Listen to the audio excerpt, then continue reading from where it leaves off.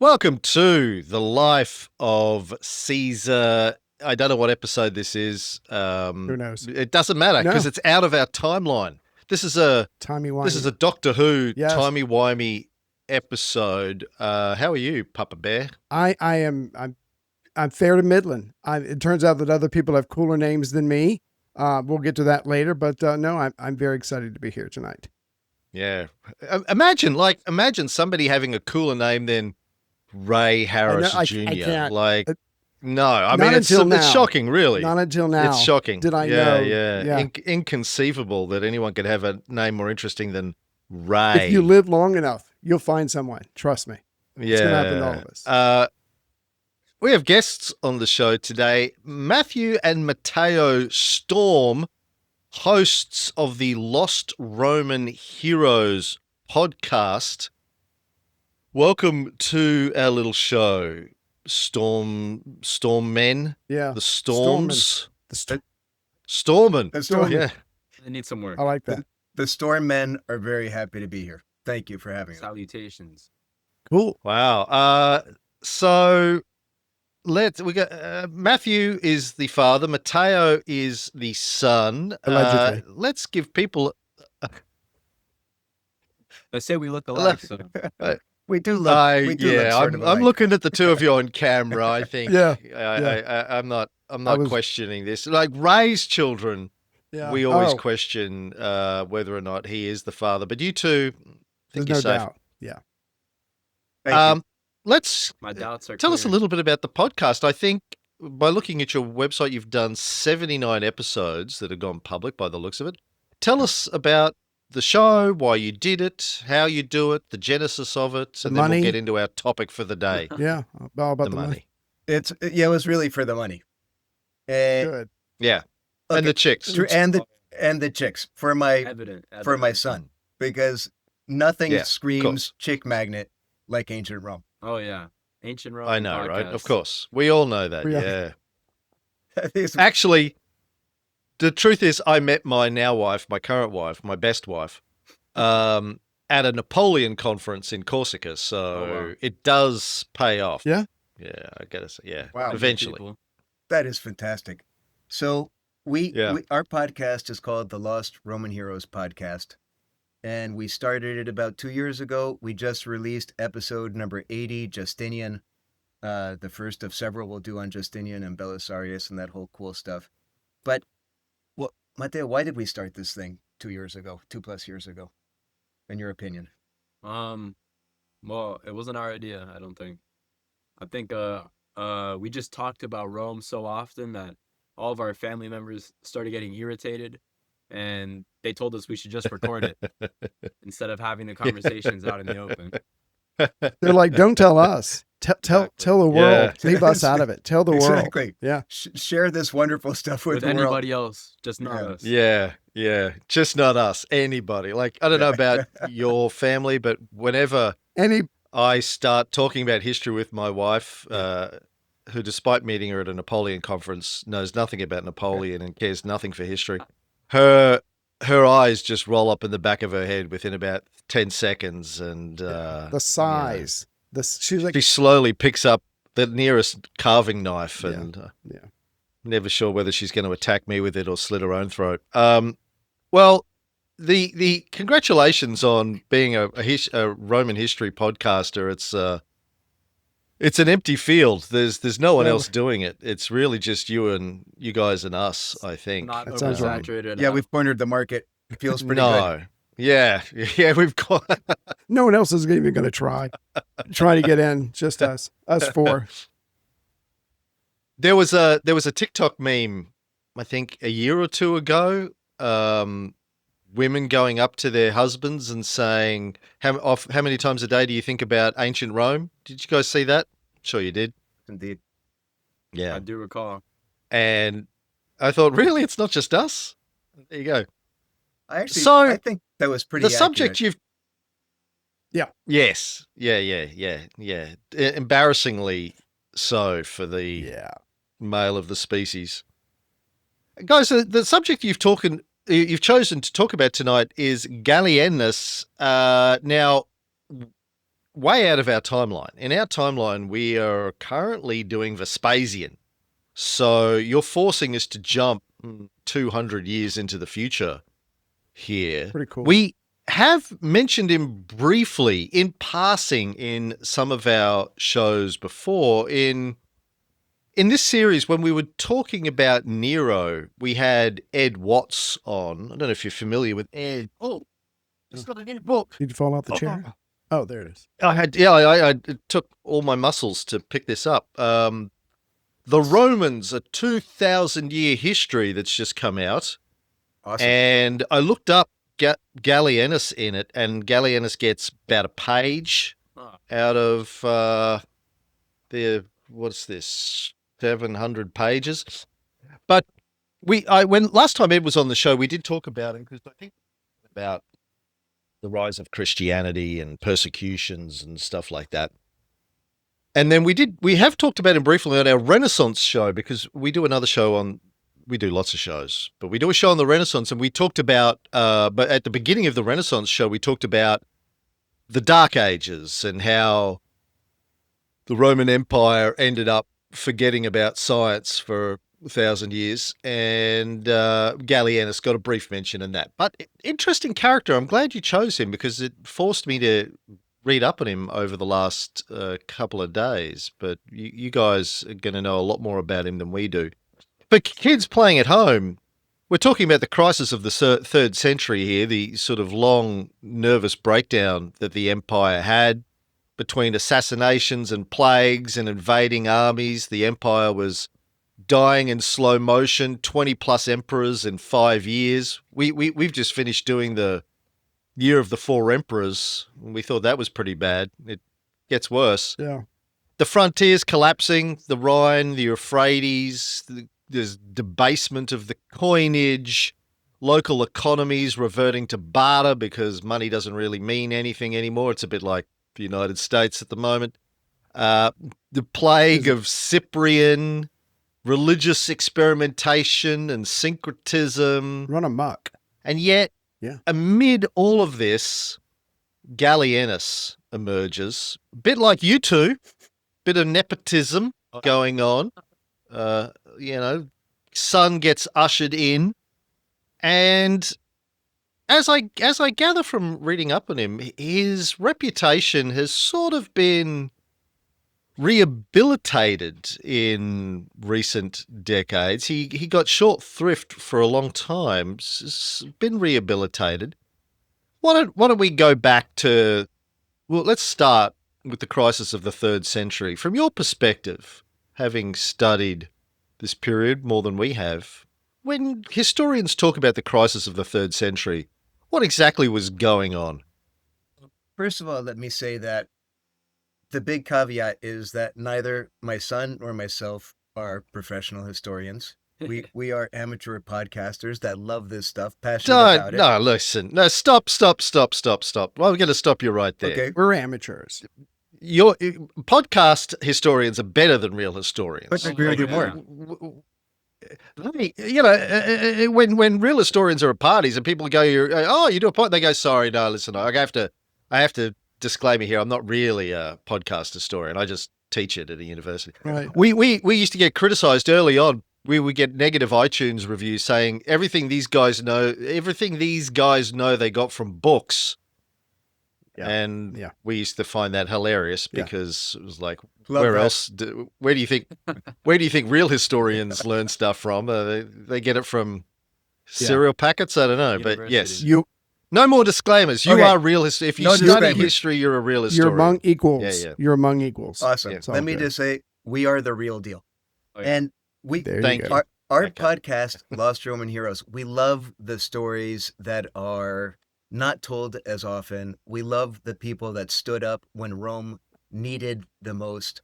We love the people that emerged were a little beam of light in the darkest hour. And for us, well, it doesn't get darker than the crisis of the 3rd century. Exactly. Good and point. like you said yourself, that author released a new book, 2,000 Years of Roman History, only one page mentioning Gallienus. Why is that? When we look back on it, Gallienus was the emperor that ruled for the longest time in the crisis of the 3rd century. Good point. point. It's exactly why he's the character we wanted to bring forth today. Yeah, that's absolutely the case. Well said. So for your listeners, we had Marcus Aurelius, a guy that it's easy to get behind. We all love, the philosopher emperor. He dies in 180 AD on the Danube and leaves behind really perhaps the most horrendous choice you could possibly imagine as a successor. That was Commodus. We all know and love him. Excuse me, Caracalla, who was imagine Sith Lord. Right. Sorry, guys. Right. Commodus. I got it right the first time. So Marcus Aurelius to Commodus. Commodus takes this high performance vehicle that is the Roman Empire at its peak. We're in peak Pax Romana, and he crashes it into a tree. Yeah. Then, Rome is experiencing pressures on her border like never before, Cameron, as you alluded to. And we go through some turbulence, but then we get the Severan dynasty, a guy named Septimius Severus, who appears to kind of pull things back together. And we're transitioning nonetheless to a slightly different Rome, out of the Principate into the Dominate, and a world of soldier emperors. But still, it seems like the pressures besetting Rome can be contained, right, my son? Yeah, that's right. Well, the breaking point, yeah. At the breaking point, but maybe we're pulling back from the brink. Then Septimius Severus dies, and you get the Sith Lord, the guy alluded to previously, Caracalla, and a few ineffectual successors in that Severan dynasty. And when the last of them dies, a guy named Alexander, all bets are off. And things really start to deteriorate in an incredibly rapid fashion. And to your listeners, and while it's hard to imagine, because you guys right now are in a sweet period in your podcast, in your timeline, we have, in a period of 18 years, 19 emperors. Wow. Yeah, when I was taking notes on this, I kept writing the word usurper, and it got to the point I was just going to make a macro. I got tired of typing the word. I mean, it was just ridiculous.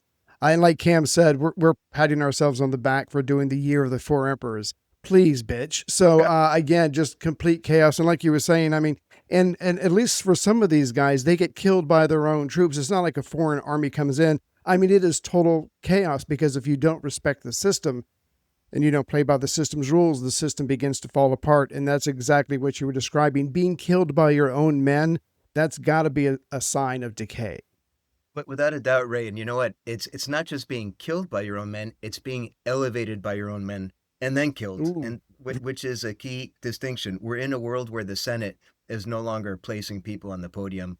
You're talking about an army on the Danube or the Rhine or in Africa that decides, you there, you're in charge. And by the way... But this is what happened in the year of the 4 emperors, though. I mean, it was just a replay, really, of that 150 years later. It was just like, you know what? Who are you? What's your name? Yeah, you'll do. Are you going to promote me if we make you emperor? Do we think you've got the qualifications? All right, you got the job.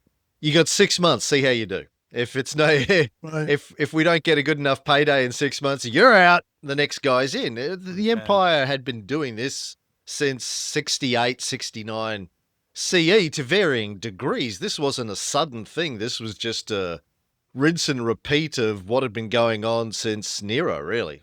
Cameron, that's true, but let's say it got put on steroids at this point, and and the Senate was completely sidelined. So you had guys that served for 6 months if you're lucky, or a month or 2 or 3, and when the legion said you're going to be the emperor, you couldn't say no, because that was instantaneous death.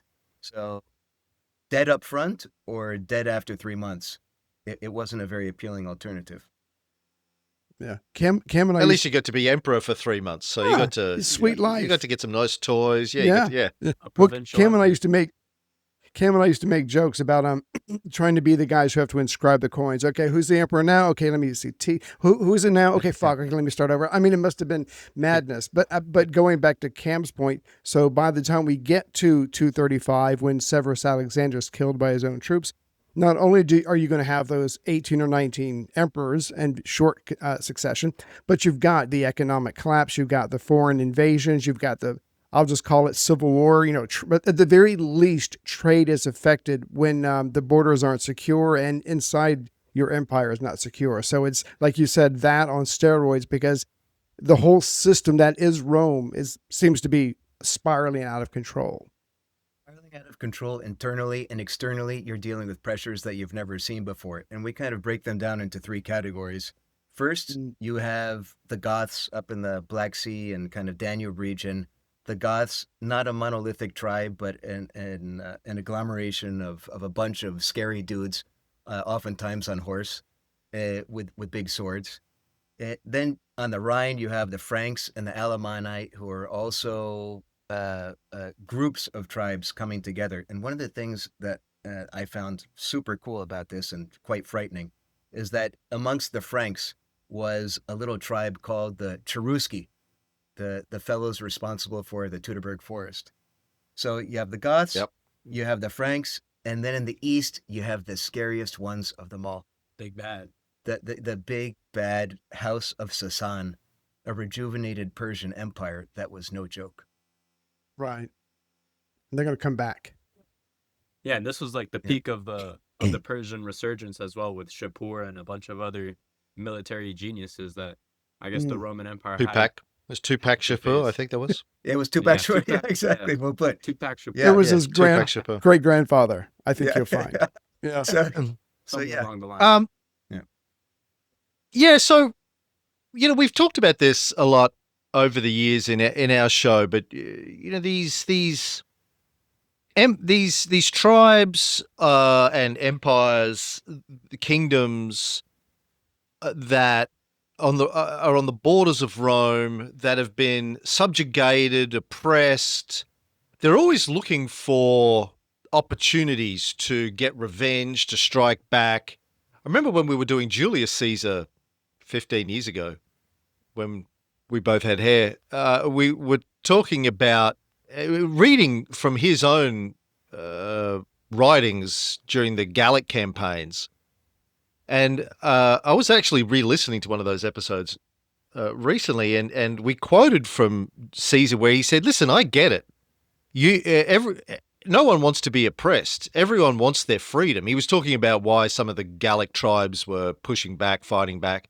He was like, I get it. If I were them, I'd be pushing back against Rome too. Unfortunately for them, not one of them. I'm me, and I'm going to crush them. But he was saying, I get it though. No one wants to be oppressed. Everyone wants freedom. Everyone wants to be able to decide their own thing. And this is always, every time Rome exhibits any weakness, whether it's at the Teutoburg Forest or in the 3rd century, or continues on obviously through to the sack of Rome, etc., etc.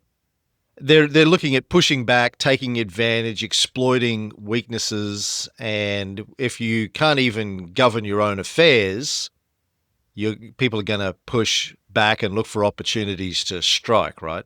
Yeah, that's certainly the case, and I think it's important, Kem, to keep in mind that when we talk about barbarians at the gates, they're barbarians kind of in parentheses. These guys are in quotations. Yeah. They have been fighting with the Romans, against the Romans, for 3 centuries. So they're quite sophisticated. They understand Roman tactics. In many ways, their own tactics, for example, the use of horse archers and the like, were more sophisticated than anything the Romans were deploying on the eve of Gallienus' ascension. So these guys were scary. And the Sasanian Persians were an incredibly rich civilization, incredibly well organized, with the most powerful weapon that existed in the ancient world, the heavily armored cataphracts, heavy cavalry, which was unlike anything the Romans could put in the field. So, yeah, they could smell weakness, and they knew how to take advantage of it. Wow. A bit like Ray's wife. Let's talk about Gallienus and his upbringing. So you talked about general emperors before, which, in the period that we've been talking about is usually a good thing. what you were looking for in the first century ideally was a general that knew how to command an army, that had respect of the troops, knew how to give orders, keep the army at bay so they wouldn't turn on you. And when you ended up with these poor guys, I've always been quite sympathetic towards Nero and Caligula, who were basically Matteo's age. They're kids, and all of a sudden they go, "Oh, you're now the most powerful person in the world. Good luck with that." And you go, "Great. Where's the rule book? No rule book. Just wing it. Just where's the instruction manual? Hey, I'm sure you'll be fine. Just make it up. Use the force." And like Matteo was telling us off air, they just wanted to party and do drugs constantly. And all of us, then Tacitus is coming along going, "Well, no, wait, that you can't do that." And they're like, "Hey, dude, I'm here for a good time, not a long time." And they didn't know what to do. So your young rich kid becoming emperor in the first century was usually a recipe for disaster for obvious reasons. I always say to Ray, if I woke up and somebody made me emperor, I reckon I would hold it together for 6 weeks. For 6 weeks, I'd be like, no, listen, I just put my pants on one leg at a time like anybody else. Just call me Cameron. No, you don't have to get me a drink. I can get my own drink. It's fine. I'll carry my own bags. It's fine. I reckon after about 6 weeks, I'd be like, you get naked, stand on one leg, feed me grapes. I don't think I'd hold out very long. 6 weeks is that's pushing it. That's pushing it. I'd be proud of doing 6 weeks. I think is already holding it together for. It's not nothing, Yeah, right. When you're a god's son, it's not nothing. No, yeah, that's right. You need to have some Yeah, patience. Divi Filius. I mean, that's pretty good. But Gallienus wasn't a general. He, as I understand it, he was cultivated, fluent in Greek, a bit like Marcus Aurelius. He was a philosopher. He was a deep thinker. He seemed to be a good guy. And then when his dad, Valerian, becomes Caesar in 253, he immediately pulls a Marcus Aurelius and says, "You know what? The empire is too big for one man to govern. I need a co-emperor. I need an Augustus." And he asked the Senate, for what they were worth, to ratify Gallienus as Augustus from day one. So 254, he's designated consul ordinarius. And like Marcus Aurelius had done with his adopted brother nearly a century earlier, they divide up the empire, and Valerian is going to go and handle the Persians. Gallienus is going to remain in Italy to repel the Germanic tribes that are giving them trouble on the Rhine and the Danube. And it starts off okay. It's a good plan. Not a bad plan at all. Not a bad plan. And shortly thereafter, they also named a Caesar, which really showed the forethought of the family. And the Caesar was Valerian II, the son of Gallienus, who was probably Matteo's age, maybe a year younger when appointed. And he was sent up onto the Rhine. Yeah. That's crazy. So it's a family business. All right. Business. All right. For long. What would you have done, my son, if you were sent if I send you up to the Rhine to hold the line against the Franks? What's your first move? I'm not sure. Probably exactly whatever Valerius II did, and I'd probably end up dead as well. That's send fair. Me up there as That's a representative. Yeah, figurehead. I'll stay in Rome. Well, they both had, like you said earlier, they both had a tremendous, basically the wheels were coming off. You've got the Persians over here. You've got the Goths. You've got right across the Swiss Alps. And so, they've got their hands full. And again, when I read, I'm not going to jump ahead, but when you read about Gallienus' life, I'm like, did he ever sleep in the same bed twice, except for 1 year? This man is constantly going back and forth. That's in the future. But the point is they are both very busy. And Cam, you're right. It's a good idea. Let's split the empire. You take here, I'll take over there. But even then, they are hard pressed from day one. Yeah, and what they really needed to turn the tides in their favor was a swift and decisive victory over the Persians, so they could reinstill the confidence in the power and authority of the emperor, and attempt to settle things. So, by the way, Right. I think Mateo's point is really important because you had the barbarian threats to the north and the west, but the eastern frontier was really the existential threat, because you had the other guys were interested in smash and grab raids, the Goths, the Franks, etc. But the Persians were interested in retaking the homeland and governing from the Bosphorus. And they had, upon their ascension in 253, the Persians had just sacked Antioch, which was the capital of the Roman East. So that was really the key. Right. The Persians had obviously been a major power since, the days of Alexander, before Alexander, Xerxes. We did a whole series on Alexander for many, many years. We love the Persians. And then, we talked about Crassus going to take on the Persians in whatever it was, in the 50s, I guess, BCE, and ending up with gold poured down his throat. Oh, yeah. I called Elon Musk the Crassus of the United States for a while there. It looked like he was going to end up with molten gold poured down his throat. He's political career. Kicking on. Yeah. So far, yeah. And Julius Caesar then was going to go get revenge for Crassus before And then Antony. he was assassinated. And Mark Antony the too, whole right? series of guys. Yep. Yeah. And then Augustus did a deal with the Parthians, with the Persians. They had peace for a while, but they've been problematic and a serious threat to Rome since Rome's been around, since before Rome's been around. Obviously, one of the great powers, had their own problems, own political issues, dynastic wars, but they're trying to get back on top. So how does it go for Valerian when he goes to do what Caesar didn't get a chance to do? Love to say that it went swimmingly, and it started out pretty good. So he took back Antioch. He started getting control of the East, and then he got an idea. He got the avenging Karhai idea. Let's march into the East. Let's take on Shapur directly in his homeland. And that's precisely what he did. A completely new and original idea. I'm going to be the one to Never take been it to tried the before, Persians. Yep. So he put together in the year 260, I think it was something like an 80,000 man army. We don't know the exact number. And he marched east. And somewhere outside of Edessa in 260, the Romans lost a fantastic battle to Shapur. And that's where things get a little fuzzy. We don't know exactly what happened next, but we know that somehow Valerian wound up being taken prisoner by Shapur after the battle. Some say that he went to negotiate a peace. Others say that he was simply taken in battle. But guys, this is the first time that a Roman emperor has been taken alive. They've died before, and they've died recently, and they'll die some more in the future. But the first time that they were taken alive.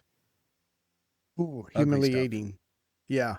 Yeah, to say the least. And Ray, it gets even more humiliating because while we don't know exactly what happened, there are legends. And none of them are particularly charitable for poor Valerian. One is that he was taken, killed, gold down the throat, and became a drinking vessel. So that's option one. Whoa. Sorry. Option two is that taken captive, and he was used principally as a stepping stool to help Shapur get up onto his horse. I could see that. Yeah. Wow. And option three. I used to use Ray like that, but Ray was too short for me to get up on the horse. Yeah. So it wouldn't work. Ray had to be kneeling on somebody else in order for it to. It just got complicated. It got complicated. We couldn't afford it. So we just. It's like a human pyramid at the end of it. It was just. Roman emperors make better slow rest. Especially on the war horse. Maybe on the the everyday horse it worked, but not the war horse. Yeah, the pony. Yeah. So and option number three is that he was taken captive and lived out the rest of his years in captivity as some kind of perhaps honored guest, along with a good chunk of his army. And there's some archaeological evidence for this. There is the remains of a bridge somewhere deep in Persia called the Band-e Kaisar or something along those lines. I'm butchering I'm butchering the name for sure, but it is a Roman-style bridge built right around this period of time, and many believe that may well be the case. Anyways, there's a super cool image I want to share with you guys at a place in Iran called Nakhche-e-Rostam, which I'm definitely butchering, which shows Shapur on his war horse and Valerian on foot, captured by the Persian King of Kings' side. Anyways, Crassus Part 2. And that's it. That's in Shiraz in Iran, I think, up on the wall. Yes.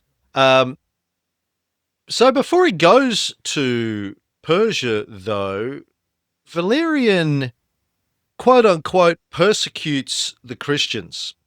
Oh yeah. Now, yeah. We've in our Renaissance show and in other episodes we've done on Nero, we've talked about the so-called persecutions of the Christians, and it's interesting. I also made a documentary about Christianity some years ago, early Christianity, and where it comes down to us through early Christian historians like Eusebius, the persecution of the Christians. But as we've talked about on the show over the years, what's really going on in this case, Nero's a separate thing. I don't believe the accounts of Nero and the Christians are accurate. I think he was probably going after the cult of Isis, not really the Christians, because that's how it comes across in Tacitus. I think that story's been corrupted over the centuries. Well, there are, I don't know about debunked because we don't have a lot of evidence, but if you read Tacitus's account of it, which is pretty much the only real near contemporary account that we have, it doesn't sound like Christians he's persecuting, and Nero had this relationship with the cult of Isis that had gone bad when his lover died, etc., etc. Anyway, but when you look at the 3rd century, 4th century so-called persecutions, what I think you've got going on, correct me if your understanding is different, but what you've got going on is there are various times in the empire, and as we said, it's crisis times. There are the political instability, there's problems on the borders, there's plagues, there's famines, there's all the usual stuff that you're dealing with when you're running a big empire in this period. And from time to time, the emperor would decide, look, we've obviously upset the gods. We all need to get together. We need to renew our relationship with the gods. We need to all do a sacrifice. I need everyone. Let's band together as a people. Come on, people. Everyone band together. Everyone burn some meat, eat some meat, sacrifice to Mars or sacrifice to whoever it is going to be this week. In order to save the empire, we need to save the empire. We need to come together. We need to sacrifice. Then you've got 2 troublesome groups in the empire who refuse to do this. You've got the Jews who refuse to do it. And in our main series, we're still dealing with the first Jewish-Roman war. Titus has just gone in to mop up after his dad becomes emperor. But I think by the time you get to the 3rd century, the Jews are getting a pass on a lot of this stuff. They've been beaten up. Temple's been destroyed a long time ago. They've been moved around. But they're going, yeah, look, okay, you guys have got a history of being weird and culty, and we're gonna give you a pass on this for now. The Christians, on the other hand, yeah, you're new. You were just invented last week. You don't get a pass for this. You have to. I want to see your certificate. I want to see. Look, and there's actually, when you read Eusebius, I did this when we were doing the Dark Ages stuff. We did this in quite a lot of detail. When you go and read the earliest accounts that we have of this in the early church fathers, you see quite plainly, and I'm thinking more about Diocletian more than the one of Valerian, but you see quite plainly generals saying to Christians when they've been told they have to pull them into line, listen, just eat the meat. I don't care what you spit it out when you go home. Don't believe it. Believe it. I don't really care what you believe. I just need to check this box. Yeah. If I don't check the box, I get in trouble, and that ain't happening. Yeah. So just Just do it. Say what I need you to say. Yeah. Sign the bloody piece of paper. Eat the meat. We can all go home and go home to our families. That's all you got to do. That's all. But the Christians, it wasn't all of them, because some Christians during this time, as I understand it, were happy to do that, and then they later were called apostates and got into trouble and were, there was big battles, inter-Christian battles with what to do with the apostates later on. But some of them, Christianity was a death cult early on. Some of them wanted to die. They wanted to follow Jesus, and some of the stories of Paul and Peter and James from the first century, they wanted to die for their beliefs. They were martyrs. It was a death cult / martyrdom cult, and they were and it was just problematic. From the Roman perspective, it was we have famines, we have wars, we have plagues. You guys are just making life difficult because you're not willing to get on board with the gods, and it's just not acceptable in the Roman Empire. It was kind of a weird pagan theocracy at various times where you had to get on board. And so the Christians kind of brought it upon themselves by being fundamentalists. So when we call it a persecution, it makes it sound like they deliberately set out to punish Christians, but really Christians were just breaking the law, and the Romans were saying, sorry, you can't do that. You're putting us all at risk by doing that. Do you have a different view? No, not at all. We're in complete agreement. We talk about this all the time. Maybe Diocletian was a little different. Maybe Diocletian, Galerius were really out to stick it to the Christians, but at this period of time, Decius, who preceded Valerian and Galerius and Valerian himself, I think they were doing precisely what you said, which is, boys, we got trouble. We got trouble, and we suspect that trouble is coming from some lack of, let's say, public faith, public instances of faith, and doing the right things by the old gods. Burn